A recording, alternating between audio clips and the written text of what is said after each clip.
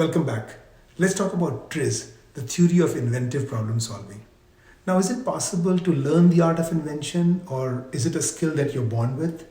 Now, many people would say you're born with this skill, but there was one individual in the world who actually proved that this skill can actually be learned. His name is Genrik Altshuler. He's a Russian guy who worked in the Russian patent office in the 1940s. Now, he was an inventor himself, having a lot of patents to his name, but his role in the patent office was to classify the inventions. He studied millions of patents and he found that there was something common among them. In fact, the essential problem that people were trying to solve across domains were the same. In fact, even the solutions that they were using across domains were very similar. So he started to generalize them. He came up with 39 generic problems that people were trying to solve across domains with just 40 generic solutions. He put forward his theory, and this theory was called TRIZ, the theory of inventive problem solving. Now, to give you a perspective on TRIZ, I'll quote Einstein here. He had famously said that we cannot solve our problems with the same thinking that we used when we created them. Similarly, TRIZ says that your problem in your domain might have already been resolved in another domain, but it might not be apparent to you yet. So as per the theory, the first thing you do is to express your problem as a generic problem, then look for the generic solution which may come from some other domain, then take that generic solution for that generic problem and then try to adapt it to your domain. To solve problems, people have traditionally used trial and error, brainstorming, or critical thinking. But these things take time, and sometimes you end up reinventing the wheel. TRIZ, on the other hand, is faster and also more scientific. The theory also redefines invention. TRIZ says that invention is primarily about solving a contradiction. Now, what exactly is contradiction? These are like several parameters or problems that you're trying to control in your solution. Let's take an example. In the auto industry, there's a need to make the automobile safe so that they can withstand the impact of collision. Now, to make this safe, you have to increase the strength of the material of the body for the automobile. But when you go to increase the strength of the material of the body, by increasing the thickness of the metal that's used for the body, you end up increasing the weight of the automobile, which means that you end up deteriorating the fuel efficiency. So this is an example of a contradiction. Increasing the weight of the body will decrease or deteriorate the fuel efficiency. Now, many inventors will do a compromise or a trade-off to solve a problem. They will improve one parameter but deteriorate something else to solve the problem. As per TRIZ, you can solve your problems in this manner, but it's really not an invention.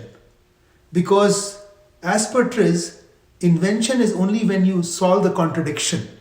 That means improving one parameter doesn't deteriorate the other one. So as you start to define your problem as a generic problem, you must also capture all the contradictions. And this theory provides a contradiction matrix.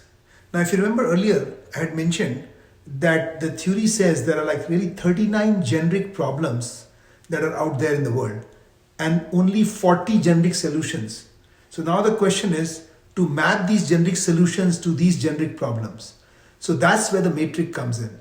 So this contradiction matrix, the way it's built, is it lists out all the 39 problems as rows and then also the 39 problem as columns. These problems can also be considered as parameters.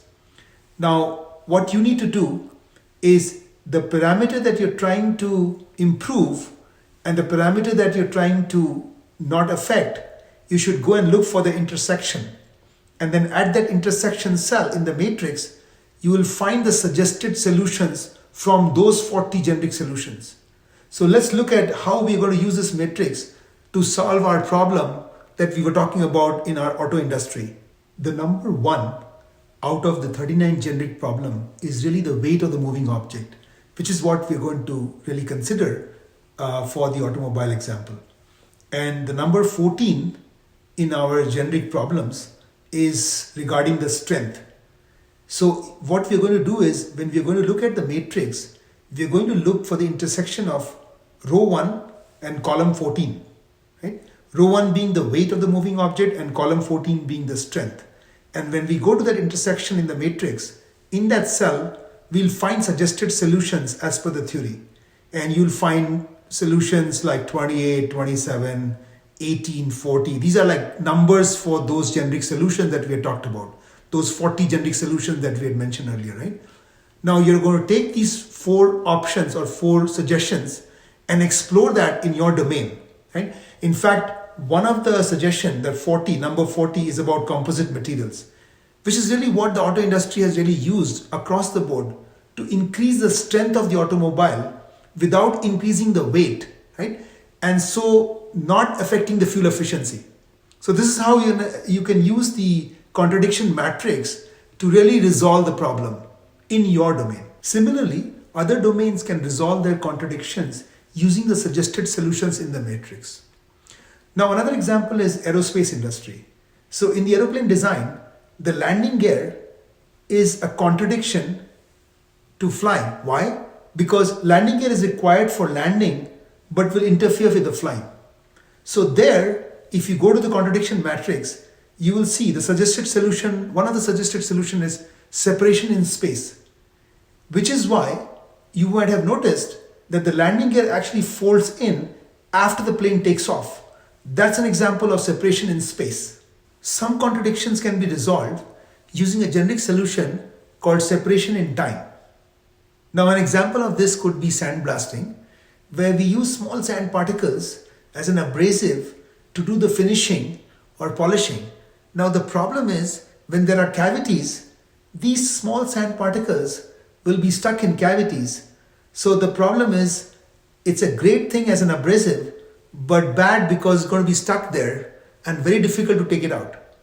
So what we do here is instead we apply the generic solution of separation in time by using dry ice for sandblasting. So the dry ice will act as an abrasive, but at the same time it will be great because it won't be stuck in the cavities, because even if it is stuck for at that time, it will evaporate later. So which is why we call it separation in time.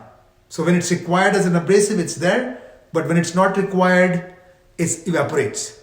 Another example of solving a contradiction with separation in time is the exercise dumbbell that travelers would like to carry with them. Now the problem here is it's too heavy to carry it as a load, but it is okay when you're doing the exercise. So how do you resolve this? You resolve this by creating a dumbbell which is inflatable and it can be filled with water when required. So it's kind of a separation in time, which means when you want to carry it, there's no water in it, so it just collapses and it's easy to carry. But when you really need it in your hotel room, you can fill it with water and you get the weight that you need. So another example of separation in time. There are other generic solutions in TRIZ like segmentation or doing something in advance that can be used to solve other contradictions. Let me give you some examples here.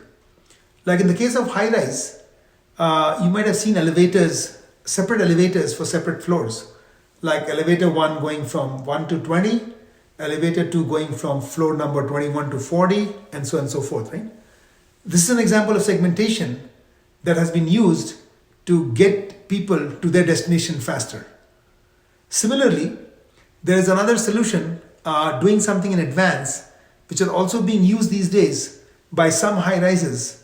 And the way they've designed the elevators is that you first punch in the floor that you want to go to, and then the computer decides or figures out which elevator will get you there fastest and then tells you which elevator to take. So it will tell you based on the floor number that you entered is going to direct you to take that specific elevator. So this is an example of doing something in advance, which then is used by the computer to figure out the fastest way for you to get to your floor. So this is how you actually solve these contradictions using some of these generic solutions. Come learn more about TRIZ, the theory of inventive problem solving, here at UpTinker. We teach you the scientific way to invent, as it's going to help you with your startup. Reach out to us using the link below, and thank you for watching.